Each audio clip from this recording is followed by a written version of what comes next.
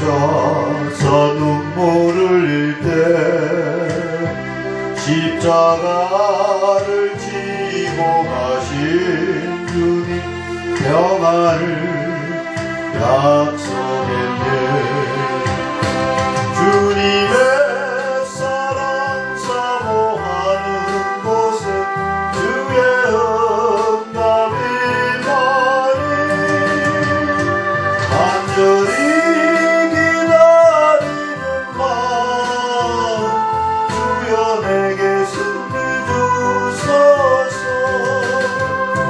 광야의 세상에서 외로움에 눈물을 흘릴 때 골고다로 걸어가신 주님 천국을 약속했네. 주님의 재림 사모하는 곳에 주의 응답이 많이 간절히 기다리는 마음 주여서 오시옵소서. 오늘 말씀을 보겠습니다. 하나님 말씀은 로마서 11장 22절 제가 봉독하겠습니다. 그러므로 하나님의 인자와 의미를 보라. 넘어지는 자들에게는 의미가 있으니 너희가 만일 하나님의 인자에 거하면 그 인자가 너희에게 있으리라. 그렇지 않으면 너희도 찍힌 바 되리라. 아멘. 8월입니다. 8월은 정말 저희들이 기억해야 될 사항들이 있죠. 8월 15일 광복절이 있습니다. 우리 민족들이 압박과 싸움에서 해방된 날입니다. 또 그리고 8월 29일은 국치일입니다. 우리나라, 우리 민족들이 일본에 또 한일 합방이 되어서 나라를 잃은 날이 있기도 합니다. 이 모든 것들은 우리가 강하지 못했어. 우리가 강건하지 못했어. 나라도 잃고 전쟁 속에 휘말리고 또 앞으로도 또 전쟁이 또 없다고 보장도 할 수가 없습니다. 오늘 그런 의미에서 오늘 말씀의 제목은 전쟁과 죽음 그리고 유언이라는 제목으로 말씀을 전하도록 하겠습니다. 죽음이라는 것은 여러분들 잘 알다시피 죽은 자의 영역이랍니다. 죽은 자의 영역이 죽음이라고 합니다. 우선 성경 말씀에 출애굽기 10장 17절을 한번 보겠습니다. 청컨대 나의 죄를 이번만을 용서하고 너희 하나님 여호와께 구하여 이 죽음만을 내게서 떠나게 하라. 이 죽음을 떠나게 하라 그랬습니다. 이 죽음이 참 중요한 단어이죠. 또 죽음은 영어로 데스라 그러는데 죽음에 관한 구약 성경의 표준적인 가르침이 있습니다. 창세기 3장 3절을 보면은 동산 중앙에 있는 나무의 실과는 하나님의 말씀에 너희는 먹지도 말고 만지지도 말라. 너희가 죽을까 하노라 하셨느니라. 여기서 하나님은 죽음이 그의 명령을 거역한 데 대한 결과라고 아담과 하와에게 경고합니다. 이런 내용은 어떤 말로 표현을 한마디로 줄여서 이야기할 수 있느냐 하면은 불순종의 필연적 결과다. 순종하지 않는 데 따른 결과가 이렇게 된다는 것이죠. 이런 진리와 원칙은 오늘날에도 계속되고 있는 것입니다. 불순종의 결과는 여러분 뻔히 알지 않습니까? 죽음은 죄의 결과요, 죄에 대한 징벌이기도 합니다. 죄에 대한 징벌이기도 합니다. 근데 바울은 우리의 제약된 존재를 사르크스, 즉 육신, 몸이라고 불렀습니다. 죽음은 물질도 아니요, 또 감옥도 아니며 귀신의 권세도 아닙니다. 이것은 부패한 영역이라는 견지에서 보면 상실된 자아라는 겁니다. 이 상실된 자아라는 표현은 로마서 2장 28절부터 29절까지 잘 나와 있습니다. 우리가 사는 동안에 일반적으로 잘 살려고 많은 기도를 하지 않습니까? 잘 살기 위해서 기도를 많이 하지 않습니까? 그런 대표적인 내용을 우리가 주기도문에서 우리가 잘 볼 수가 있습니다. 주기도문에 보면은 주옵시고 주옵시고 마옵시고 구하옵소서, 이게 잘 살려고 기도를 하는 것입니다. 간구하는 것이죠. 주기도문에서는. 사도신경은 믿사오며 믿사오며 믿사옵니다라로 끝이 나지 않습니까? 이렇게 우리가 매일 아침 저녁으로 접하는 이런 내용들을 생각하면 참 오묘한 그런 진리라는 생각도 들죠. 오늘 말씀의 제목은 전쟁과 죽음 그리고 유언입니다. 우리가 참 잘 죽어야 됩니다. 사는 것도 중요하지만 정말로 잘 죽어야 됩니다. 이게 무슨 의미입니까? 기독교인들은 매일 죽어야 된다고 생각을 합니다. 죽음에 참여하는 것입니다. 매일. 이는 매일 죽는다는 것은 매일 메시지를 전해야 된다. 죽고 부활하고 그런 개념이 우리 예수님과 더불어서 있다는 거죠. 다른 사람들에게 이런 메시지가 전달되어야 된다는 것이죠. 그렇게 함으로써 그리스도를 믿는 우리가 하나가 되고 그리스도 자체가 하나가 되는 것입니다. 이것이 우리에게는 확실한 위로입니다. 우리가 매일 죽는다는 것이 우리가 어떻게 보면 위안입니다. 우리나라 조선시대에 유명한 장군이 계시잖아요. 여러분도 잘 아시죠? 지금부터 425년 전에 1592년에 임진왜란이 있었습니다. 임진왜란 때 이순신 장군이 한 말씀, 그 좌우명이기도 합니다. 무슨 말이냐면 필사즉생, 필생즉사라고 이야기했습니다. 살려면은 반드시 죽고 죽으려면은 반드시 산다. 다시 말해서 죽기로 각오를 하면은 살 것이고 살기로 각오를 하면은 죽을 것이라는 그런 표현인데, 전투에서 물러서면 죽게 될 것이고 용감하게 앞서 싸우면 살게 될 것이라는 이야기입니다. 정말로 감명 깊은 말이고 감명 깊은 내용입니다. 하나님의 사역도 같은 사역이라고 봅니다.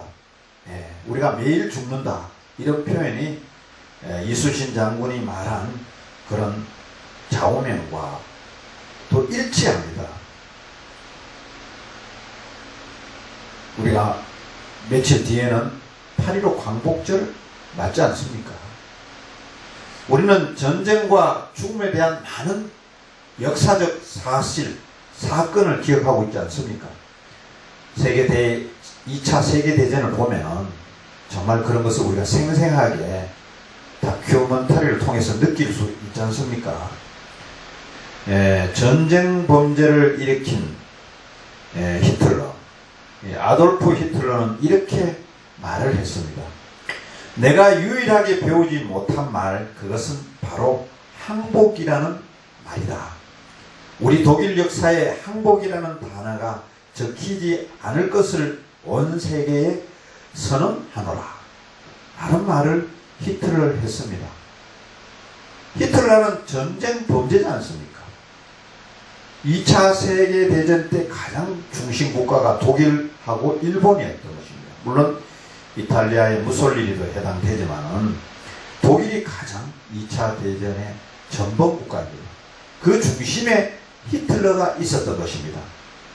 그 반면에 2차 세계대전 당시에 연합국 측에는 영국의 윈스턴 처칠 수상이 있었습니다. 윈스턴 처칠 수상의 그 취임 연설에 보면은 이런 말을 했습니다. 우리의 정책이 무엇이냐고 물으신다면 이와 같이 답변하겠습니다. 육해공을 가리지 않고 하나님께서 주신 모든 힘을 가지고 이제껏 인류가 저질러온 수많은 범죄 목록 속에서도 유례 없었던 극악 무도한 폭정에 맞서 싸우는 것이라고 한 것입니다. 또 승리 없이는 생존도 없다고 했습니다. 승리 정말 중요합니다. 정말 승리가 있어야 생존도 있습니다.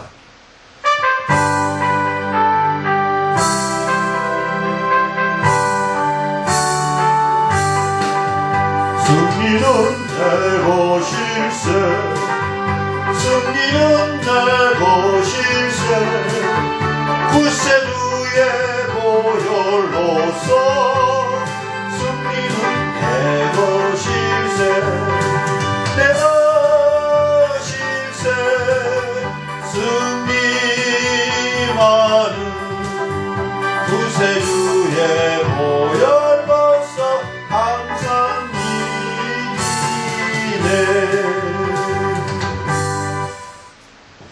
성경 본문 말씀 11장 22절에 로마서 보면은 너희가 만일 하나님의 인자에 가하면 그 인자가 너희에게 있으리라 했습니다.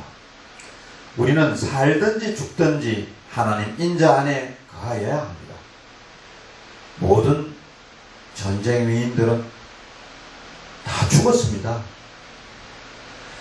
천국에 갔느냐 지옥에 갔느냐 따지기 전에 우리는 참된 목자가 없어서 학대받고 시달림 받아온 하나님의 백성이 구원받고 회복되는데 인용되는 전쟁의 준마 같은 무리가 되어야 합니다. 왜냐하면 양은 약합니다. 양은 약하기 때문에 그렇기 때문에 전쟁의 준마는 강한 동물이기 때문입니다. 전쟁은 이 세상을 지배하는 악마적 세력에 대한 싸움입니다. 에베소서 6장 12절에 잘 나와 있잖아요. 그 내용이. 그 무기는 하나님께서 주시는 것입니다. 에베소서 6장 13절 17절에 나와 있는 내용입니다. 우리나라의 조선시대에 임진왜란도 일본의 악마들과 싸운 이순신 장군의 숭고한 전략이고 또 그 전쟁 자체를 이순신 장군의 해전을 정말 존중합니다. 세계 3대 해전에 들어가 있습니다. 이순신 장군이 승리한 그 전략은 세계 해군 전쟁 속에 들어가 있다는 거죠. 큰 전쟁 속에 들어가 있는 겁니다. 6.25 전쟁에서 공산주의자들의 공격을 인천 상륙작전으로 막아냈던 메가더 장군, 정말 위대한 전략을 수행하였던 거 아닙니까? 우리는 이런 전쟁의 승리를 하나님 안에서 일으켜내야 된다고 저는 생각합니다. 성경 구약에서 살펴보면 하나님의 약속의 성취를 위한 여호수아의 가나안 점령과 두 차례의 대전은 하나님이 주도하시고 이스라엘 백성들에게 땅을 분배하는 약속을 이행하도록 한 것입니다. 전쟁을 잘 수행한 여호수아가 남긴 그 유언은 이런 내용이 있었습니다. 여호수아는 전쟁을 잘 수행한 우리의 구약에 나온 인물 아닙니까? 그 인물께서 이렇게 남긴 유언에는 첫 번째가 여호와의 행하신 일을 기억하라고 했습니다. 하나님이 행하신 것, 기적을 행하신 것 기억하라 했습니다. 둘째는 율법을 지켜 행하라고 했습니다. 율법을 남기셨습니다. 지키라고 하였습니다. 셋째는 하나님을 가까이 하며 사랑하라고 했습니다. 하나님을 가까이 하라 했습니다. 여러분들 부디 하나님을 가까이 하십시오. 이렇듯 여호수아의 유언은 믿는 후손들에게 그 유언을 잘 지켜 행하면 하나님의 복음을 받게 된다고 했습니다. 여러분들, 세계에서 최고의 부자로 알려졌던 미국의 록펠러도 그의 어머니 유언에서 그의 어머니 유언대로 살았던 것입니다. 그 어머니의 유언이 어떤 내용인가 하면은 첫째는 주의를 반드시 지켜라 했습니다. 주의를 지켜라. 제일 첫 번째였습니다. 그 말씀이. 두 번째는 11조를 꼭 바쳐라. 또 세 번째는 예배 드릴 때는 앞자리에 앉아라 했습니다. 또 네 번째는 평생 목사님 편에 서서 일하라 했습니다. 이러한 어머니의 유언을 지키면서 살았던 록펠러는 하나님께서 많은 큰 복을 주셨던 것입니다. 여러분은 그분이 세계적인 부자였던 거 아닙니까? 예, 잘 알고 계시는 거죠. 여러분들, 전쟁은 피할 수 없는 악마들과의 싸움입니다. 하나님 편에서 승리해야 합니다.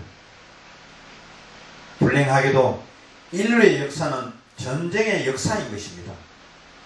전쟁의 역사인 것을 여러분들도 잘 알고 계실 것입니다. 전쟁은 죽음을 낳게 하고 죽음은 또 유언을 남기게 합니다. 그래서 이 땅에 전쟁이 없는 평화가 공존하면 좋겠습니다만은 과거에 우리가 훑어보면은 모든 역사는 전쟁의 역사가 중심에 서 있던 것입니다. 그렇기 때문에 우리 모두는 하나님의 진리 속에 살아야 됩니다. 예, 하나님 말씀을 전하면서 여호수아의 유언처럼 하나님께서 행하신 일을 기억하시고 하나님을 가까이 하며 사랑하는 저와 여러분들이 되시기를 바랍니다.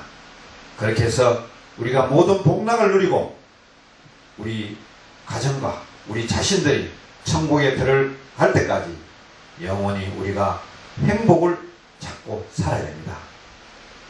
기도드리겠습니다. 고마우신 아버지 하나님, 오늘 또 8월의 첫 주입니다. 8월을 따른 우리 민족에게 정말로 귀한 달입니다. 우리 귀한 달에 우리는 전쟁을 기억하고 또 죽음에 대한 것을 생각해 봐야 되고 또 많은 훌륭한 분들의 유언을 또 기억해야 됩니다. 그렇게 해서 우리가 정말로 전쟁과 죽음 그리고 유언을 우리가 바로 알고 우리가 우리의 삶을 지켜가면서 하나님과 더불어서 동행하는 삶을 살아가시는 저와 여러분들이 되시기를 예수님 이름 받도록 기도드립니다. 아멘.